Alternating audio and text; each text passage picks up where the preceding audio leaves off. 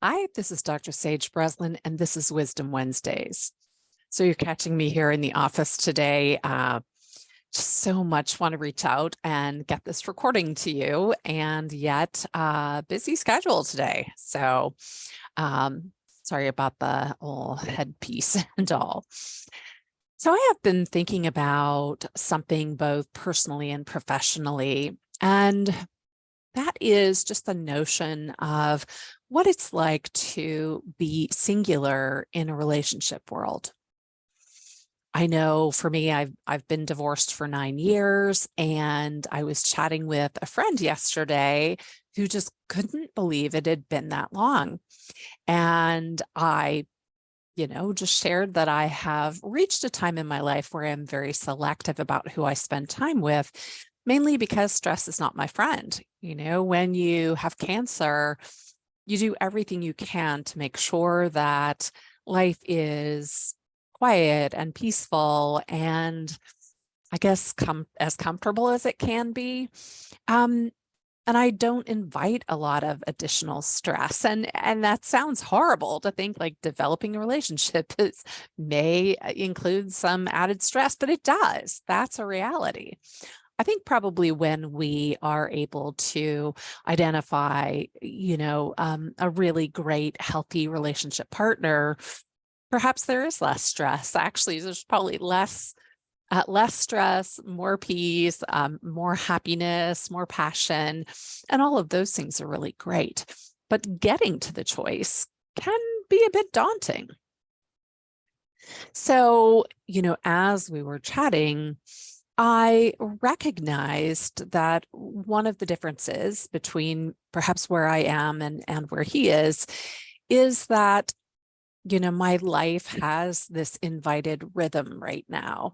And I know it's fast coming to a close because, the boys will all be off to college, and I will be even more singular. I could maintain the same sort of schedule, but it won't exactly be the same when I am entertaining myself every night. And I just noticed that I have become a very peaceful partner for myself. And I know that a lot of the people that I work with, they have this hunger for a relationship. They get out of one relationship, and I tell them, when you get out of especially a long-term relationship, the best thing you can do is sort of dive in, date, get some validation that you still got it, go out and kind of explore. And once you've done that, typically, for 6 to 12 months, most people feel that it wears off. And then they may be single for a period of time. They may grieve. They may begin to contemplate, what's it going to look like when they want a long-term relationship? They may begin to identify characteristics and values and ways in which they'd like to spend time with a partner. And as that gets clearer for them, they begin to date for a relationship partner rather than just date. And I think all of you know that a big part of what I do and what I live is that we have to get clear on who we are. We have to become, our own best relationship partner. We have to embody our essence, our soul. We have to live by the values that we espouse. We have to create boundaries for what's healthy for us. It could be food, it could be alcohol, it could be drugs, it could be work, it could be religion, who knows? Like whatever you need to do to create a healthy structure for yourself. All of those things kind of come first before inviting somebody else into your world. And I guess a lot of people don't do it that way. But I have found it really useful. And the funny thing about sort of becoming your own best relationship partner is that the loneliness wears off.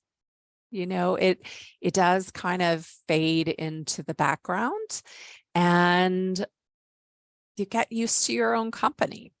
Now, all that being said, I would love to meet someone to play with and spend time with. And, I remember when the pandemic first set in, I had a lovely roommate, and that was great to share the house with somebody else. But what I wanted most was somebody to chat with at night, somebody to make big decisions with, somebody to really contemplate with sort of the state of the universe. And that's probably what I miss now. I miss those same kinds of things. And, as they say, I'm a grown-ass adult, right? I can make decisions. I can do whatever I need to do for the most part. But I'm not going to be getting one of those AI apps anytime soon to have my device, chat me up. No, I'm going to hang tight for actual human to come into my life, to spend time with and exchange, all the news of the day, the pleasantries, the intimacies, like, I'm hanging in for a human on that account. So I guess, where I am and where my meditations have taken me today is to share with you that it's okay, as you step out of relationships, to take the time to become yourself. Maybe for the first time ever, maybe again. It's okay to let yourself feel everything that comes up. It's okay to move through that process for whatever length of time that it takes before digging into adding more ingredients to the soup, before digging into looking for a new partner. I always felt like it was good to, if you had a rough relationship, to kind of clean that all up before inviting somebody else into your life.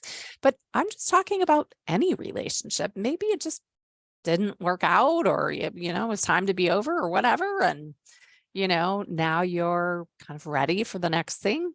Okay, ask yourself, have you done the work on yourself? Are you really, embodying who you are? If you did have a very unhealthy relationship or violent relationship, you pretty likely put your soul into the vault for safekeeping. And before you go on to the next, you're going to have to take it out of the vault, totally re-empower and activate yourself again, because otherwise you do not want the relationship that's soulless. Okay. If you're inviting somebody into that space, okay, let me just say, don't do that. That would be wrong. As they say in Ghostbusters, right, about the don't cross the beams, like it would be bad.